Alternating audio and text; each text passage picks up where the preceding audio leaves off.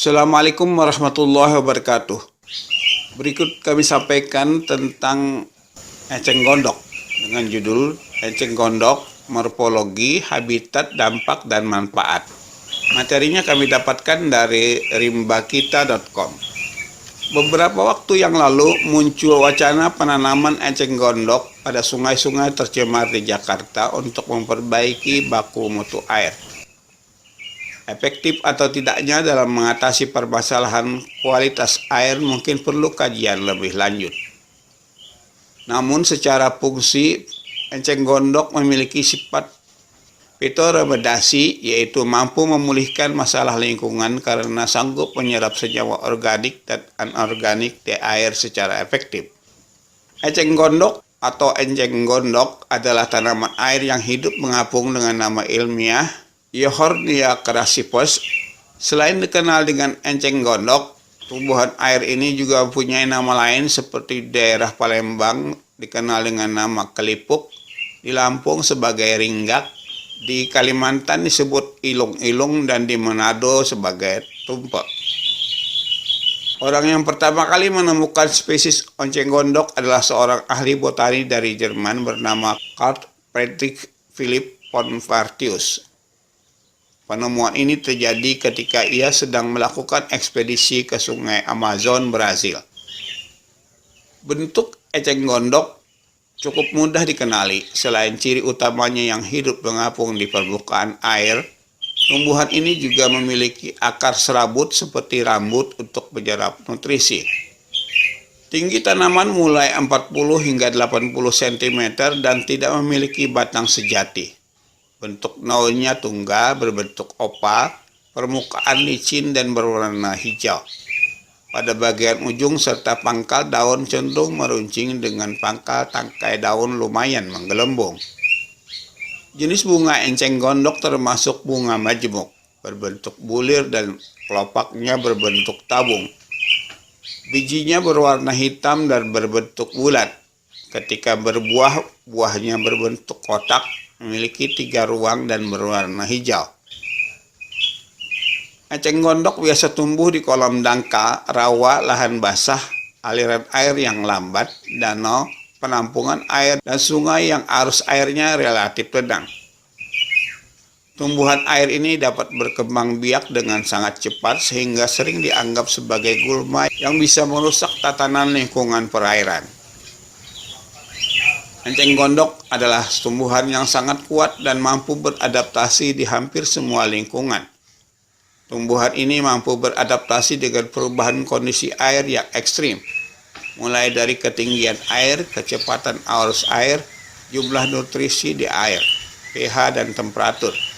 Bahkan eceng gondok juga dapat bertahan dari berbagai jenis racun serta zat kimia berbahaya yang terkandung di dalam air atau pencemaran air. Seperti yang dijelaskan sebelumnya, pertumbuhan eceng gondok sangatlah cepat. Menurut penelitian FAO, hal ini terjadi karena habitat yang berada di lingkungan berair. Biasanya air mengandung nutrien yang tinggi seperti nitrogen, fosfat, dan potasium. Meskipun begitu, bukan berarti eceng gondok tidak memiliki kelemahan. Ada beberapa faktor yang dapat menghambat pertumbuhan eceng gondok. Contohnya seperti kandungan garam di dalam air yang akan menghambat pertumbuhan eceng gondok. Kondisi tersebut terjadi di perairan di pantai Afrika Barat. Di sana eceng gondok akan bertambah pesat selama musim hujan. Namun memasuki musim kemarau, eceng gondok akan berkurang secara drastis ketika kandungan garam atau salinitas air meningkat. Penyebaran eceng gondok yang tidak terkendali tentu akan menyebabkan gangguan lingkungan. Dampak negatif yang ditimbulkannya pun cukup banyak, antara lain meningkatnya penguapan air. Populasi eceng gondok yang terlalu banyak akan berpengaruh terhadap meningkatnya penguapan karena daun-daun eceng gondok yang lebar serta pertumbuhannya yang cepat. Kemudian juga berkurangnya intensitas cahaya dan oksigen terlarut. Akibat jumlah eceng gondok yang berlebihan, maka cahaya matahari tidak dapat menembus perairan. Selain itu, ada eceng gondok juga mengakibatkan penurunan oksigen terlarut dalam air sehingga dapat menyebabkan gangguan ekosistem air. Kemudian juga menyebabkan pendangkalan. Eceng gondok yang telah mati akan tenggelam ke dalam perairan. Hal ini akan mempercepat proses sedimentasi atau pendangkalan. Akibatnya adalah daya tampung danau atau sungai akan berkurang dan dapat memperbesar risiko bencana banjir. Selanjutnya, transportasi air terganggu. Bagi masyarakat yang mengandalkan alat transportasi sungai seperti perahu untuk penyeberangan sungai, tentu adanya tumbuhan eceng gondok dapat menjadi penghambat kelancaran transportasi air. Contohnya adalah daerah-daerah di Kalimantan yang masyarakatnya banyak menggunakan rakit sebagai transportasi utama. Berikutnya, tempat berkembangnya bakteri. Bakteri tertentu dapat berkembang pesat pada habitat perairan eceng gondok. Apabila dibiarkan, hal ini akan berpeluang menimbulkan wabah penyakit bagi manusia. Kemudian mengurangi nilai estetika. Selain mengganggu arus atau debit air serta kehidupan perairan waduk, danau atau sungai yang tertutup oleh tanaman eceng gondok akan berkurang nilai keindahannya. Masalah yang ditimbulkan oleh populasi eceng gondok yang berlebihan dapat ditangani dengan mengontrol pertumbuhan hingga pembasmian dengan cara sebagai berikut. Penggunaan herbisida, yaitu penggunaan senyawa atau material yang disebarkan untuk menekan atau memberantas gulma. Kemudian pengambilan eceng gondok secara langsung. Kemudian memanfaatkan eceng gondok melalui pengolahan tertentu menjadi produk yang bernilai ekonomi. Kemudian memanfaatkan predator alami eceng gondok, yaitu ikan grass carp, untuk membantu memulihkan keseimbangan ekosistem air. Solusi pengendalian penyebaran eceng gondok menggunakan ikan grass carp pernah dilakukan di Danau Kerinci, Jambi, dan terbukti berhasil. Selanjutnya, manfaat eceng gondok. Meski dianggap sebagai tanaman pengganggu, pada kenyataannya eceng gondok dapat memberikan manfaat dan memiliki nilai ekonomis, yaitu pertama, bioenergi. Pertumbuhan perkembangbiakan eceng gondok yang sangat cepat menjadikan ketersediaan tumbuhan ini cukup melimpah. Eceng gondok dapat diolah menjadi bioenergi dalam bentuk biogas, yakni tiap hektar eceng gondok dapat menghasilkan 70.000 meter kubik biogas. Beberapa peneliti menyatakan bahwa bioenergi hasil pengolahan eceng gondok memiliki unsur kimiawi yang sama dengan bahan bakar pada umumnya.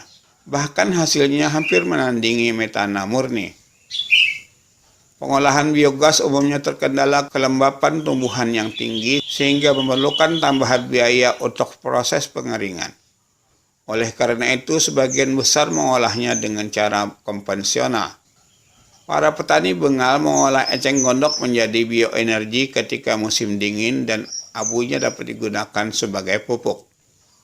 Perkembangan ilmu pengetahuan modern mengenai pengolahan eceng gondok pun telah diterapkan, yaitu penggunaan sistem produksi hidrolik untuk memperlancar produk dengan biaya murah. Cara lain yang juga dilakukan adalah melalui teknik pengolahan air limbah. Bioenergi yang dihasilkan diubah menjadi etanol, biogas, hidrogen, nitrogen, dan pupuk. Sementara air hasil pengolahan digunakan untuk irigasi persawahan. Kemudian yang kedua, mengatasi polusi air. Eceng gondok merupakan tumbuhan air yang tahan terhadap polutan-polutan penyebab polusi air seperti timbal, merkuri, strontium 90, dan beberapa unsur kimia yang mengandung karsinogenik. Sifat anti kimia yang ada di akar eceng gondok ini dapat dimanfaatkan untuk membersihkan air dari berbagai macam polutan. Oleh sebab itu, terciptalah sistem pengolahan air limbah menggunakan eceng gondok karena mampu menghisap 60 hingga 80% nitrogen dan 69% potasium dalam air yang tercemar. Kemudian yang ketiga, diolah menjadi makanan. Selain bermanfaat sebagai energi alternatif dan keseimbangan lingkungan, eceng gondok juga dapat diolah menjadi makanan dan obat. Masyarakat Taiwan dan Vietnam mengonsumsi enceng gondok karena kaya akan karotin dalam bentuk salad. Oleh masyarakat Jawa, enceng gondok juga dimanfaatkan daunnya untuk dimasak. Dalam bidang pengobatan, enceng gondok dapat menyembuhkan penyakit kulit karena mencegah peradangan. Kemudian manfaat yang keempat, herbisida. Ekstrak dari daun enceng gondok juga dapat digunakan untuk herbisida alami dalam membasmi Mimosa pigra atau tumbuhan putri malo. Herbisida adalah bahan yang dapat digunakan untuk mengendalikan tumbuhan pengganggu atau gulma seperti rumput, alang-alang, dan semak liar. Yang kelima, manfaatnya untuk kerajinan dari enceng gondok. Batang enceng gondok yang telah dikeringkan dapat diolah menjadi produk-produk kerajinan yang memiliki nilai jual, yaitu berupa tas, perabotan rumah tangga, serta tali. Bahkan enceng gondok juga dapat diolah menjadi bahan baku kertas meski dalam jumlah kecil. Demikian tadi kami telah menyampaikan tentang enceng gondok dengan judul Enceng Gondok, Morfologi, Habitat, Dampak, dan Manfaat. Materinya kami dapatkan dari rimbakita.com. Assalamualaikum warahmatullahi wabarakatuh.